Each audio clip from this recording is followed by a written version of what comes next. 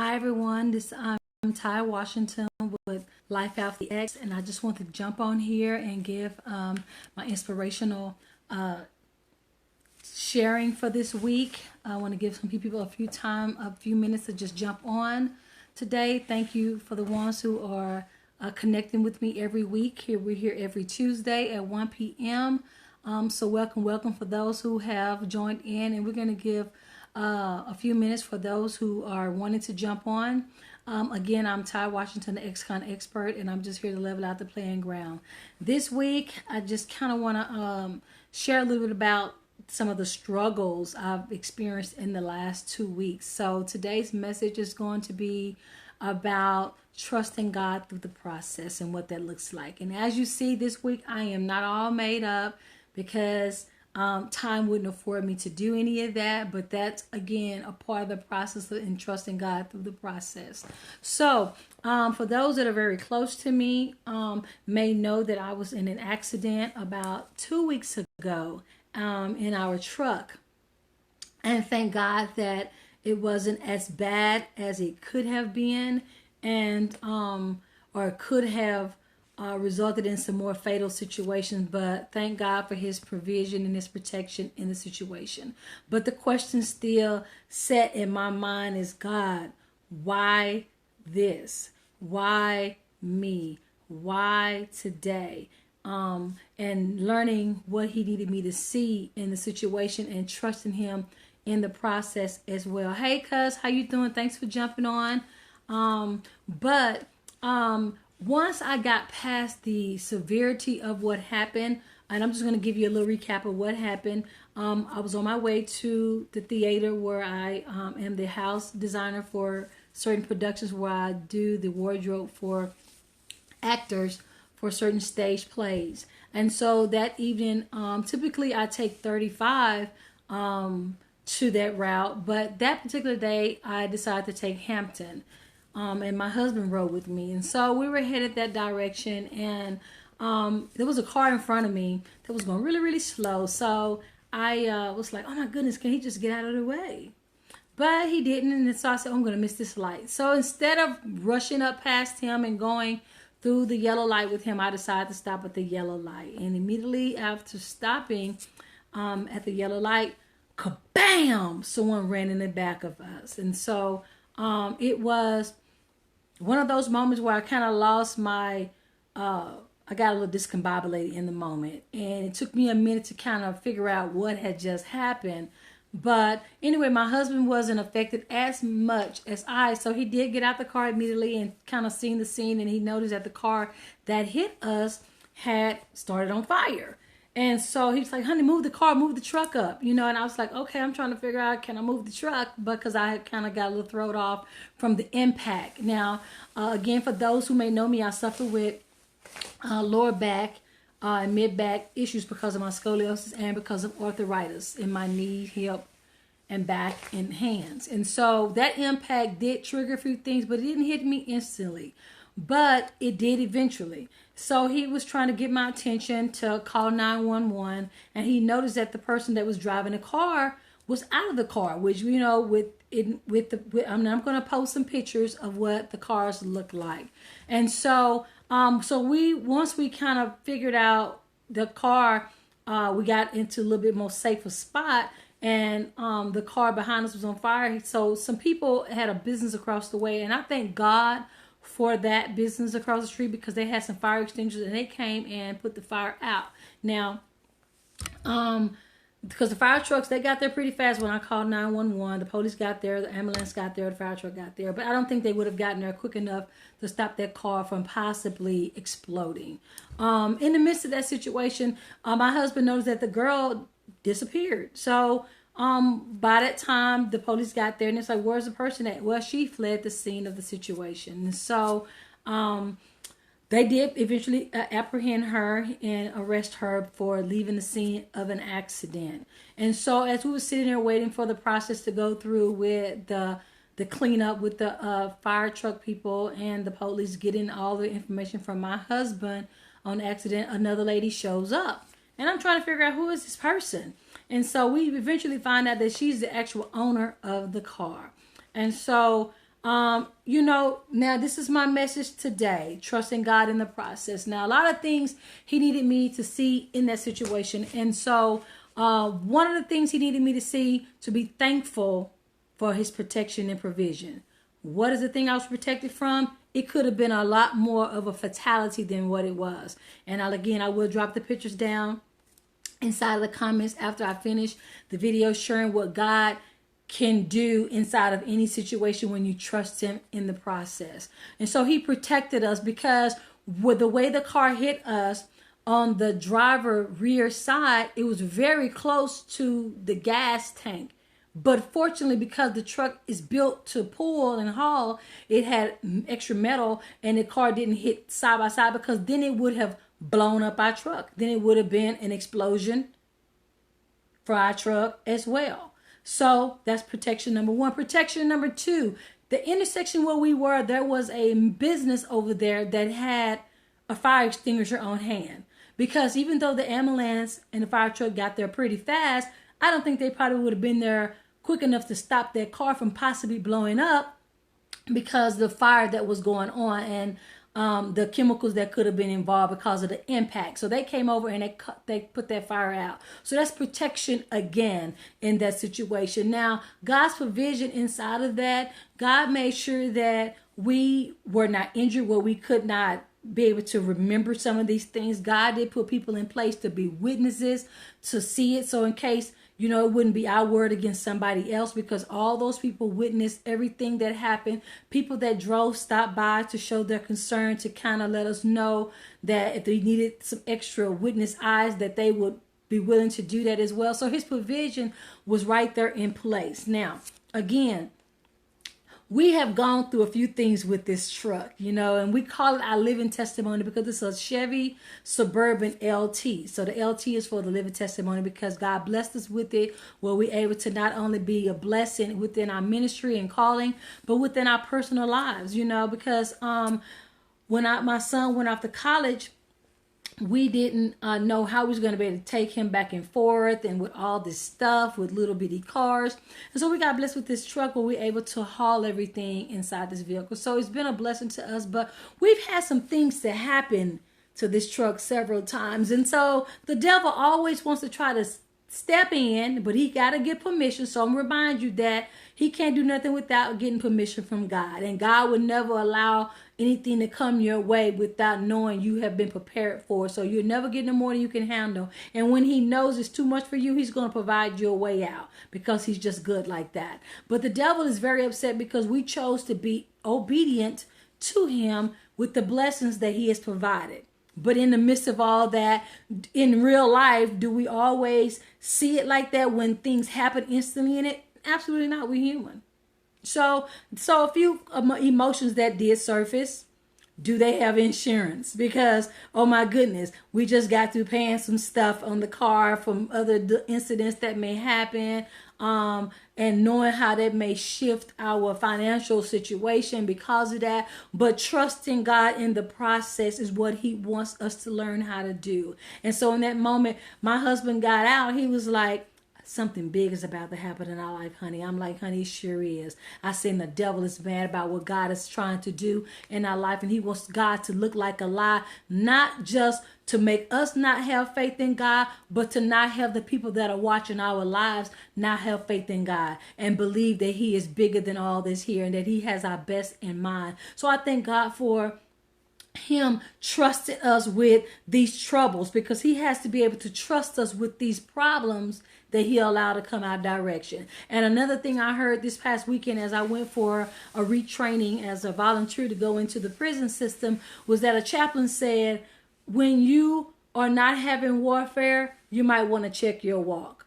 And so I constantly know that when these things are arising that may appear to be warfare and challenges within our walk and our journey, is because we're on key and on point. Not to say that we don't make any mistakes and we don't have any issues that arise that we are challenged within our faith that needs to make us grow and develop and push us to another level. It does happen. But God knows, again, how much we can handle, and he wants to prepare us for that greater by these situations that he allows us to be a part of. And so inside this accident, there were some things that God wanted me to see. One, the person that fled. We need to pray for her. My first thought was, as a human, that's why I asked God to help me not lean to my own understanding, but to lean into Him. Lean into Him and trust in Him in all the things that He has allowed to come my way. Because leaning into my own, I want to press charges against her. But God want me to pray for her, because the state will press charges on her because she fled, and they know how to handle that. So trusting God in the process is allowing God to do what He is knowing is going to happen automatically with the law of the land when you're out of compliance. But He need me to pray for her, because at times when I got in trouble, I ran. And I really needed somebody to be praying for me for making the choices that I made. We don't know why she ran. We know she was able to be able to run away, but why she ran, we don't know. But we want to pray for her because she made a choice, and she's going to have to own and face those consequences. You understand? And so He wanted me to be aware that He protected us. He had provision for us, but He needed me to not be selfish and remember when I was in those shoes that I needed someone to be praying for me in that situation. Another thing He needed me to, and us to recognize in that situation is that the other people that were involved were like the insurance company, the other lady that owned the car, because she came and she was like, every time I try to help somebody, every time I almost get on my feet, something like this happened, and so we had to pray for that owner of the vehicle, because the person that hit us, that fled the scene, that wasn't even her car. The person that owned it showed up, and she had to own responsibilities to the situation. So we had to pray for her, because I know what it feels like when you know that you're just not getting situated, getting started over, and you're trying to help that friend. We have to learn how to trust God in people, places, and things. And not everybody we're supposed to be trying to help. But did she know that? She probably didn't. She probably wanted to help somebody because somebody had probably helped her. But she made a bad decision by allowing that person to have possession of her vehicle that she's responsible for, that she knew probably was not going to be as accountable as she is, but she has to wear all the burden of that situation. So we're praying for her, because she has to face the consequences to her choices as well, which all the liability fell on her. Thank God she had full coverage, so therefore our things are not falling on us completely, which is again another provision of God. But we don't want to be selfish, just looking out for ourselves. We want to pray for her, because her deductible will go up, her insurance rate will go up, all type of things are going to change in her dynamics. She lives with this person, so there might be fights going on. She might want to put the person out. We want to pray for them in that time, and so those are the things that God needed us to stop and think about when He protected and provided for us in that moment, trusting God through the process. And so again, God is so amazing that He works everything for our good. Now, I never heard of the insurance company, and the company's named Esurance. I never heard of Esurance, but that's why we cannot pass any judgment, because the name is not big as State Farm, Farmers, and the big companies that are out there. Little companies can do great things. Little people can do great things, because God created us all to do greatness. And so He wanted to see that just because we didn't know the company, that it was not able to take care of all of our needs. So we can't pass judgment. So since we've been interacting with this insurance company, they have been amazing. The agent was amazing. The adjuster was amazing. So amazing, because I have a pre-existing condition, and I was being honest about everything, because I didn't take the ambulance from there, because I didn't hurt instantly. It hurt me a little bit. I had a delay reaction to the situation. And so typically insurance company wants you to kind of follow this process of going to the hospital, doing all this extra stuff, getting these things going. And I didn't feel like doing all of that. I just really didn't. I was really exhausted from the whole process of the accident, and really just wanting to be still and see what God wanted us to do in this situation. But AJ blessed us with has been so patient and amazing, that even when we did not go and have all this extra documentation, I say, ma'am, I didn't go, but I do already see a chiropractor, I already see a masseuse, I already see a physical therapist, I already see a pain specialist. She said, we need to just get their information, because whenever you go moving forward, we want to make sure if anything does happen, we could just pay those bills for you. I said, wow, because most insurance companies, especially small ones, they ain't trying to pay you. They trying to get out with as less as possible for their client and their company. But this agent has been so attentive to George and I in this complete process. That lets me know that when you trust God in the process, he's going to take care of you, and anybody that's connected with you, he's going to make sure they take care of you too, because he's going to take care of his kids. And he's going to quietly let them know, hey, touch not his people, because I got them covered. And I'm telling them, vengeance belongs to me. So you don't do anything out of order. You trust me through the process, and I'm going to take care of those things for you, and I'm going to work those things for your good. And he has shown us his favor with these people where they're working things out, where she said to me, you know what, I'm just going to send some money to you right now just so you can have for co-payments if you just need to go for anything. And then we're going to sit an allowance to the side, so just in case something does come up with you some days later, a month later, you have this over here that you ain't got to come out of your pocket to go take care of, because they have to go through a process of taking care of the car part, the body injury part. They're not going to hold this thing open forever and ever and ever. But because she saw that we weren't trying to get over. Now, back in the day, when, I have an accident and I'm just finna be all over the place, doing the most, not trusting God in the process, trying to do it all by myself, go and get all these extra people to help me come up with something to try to come up good and rich and get quick, whatever, get quick fixes. Trust God in the process. God will not let people take advantage of you. You have to know how to trust him. And no matter how long it may appear to think that it's going to take in that process, trusting him through the process, because it could have been long drawn out.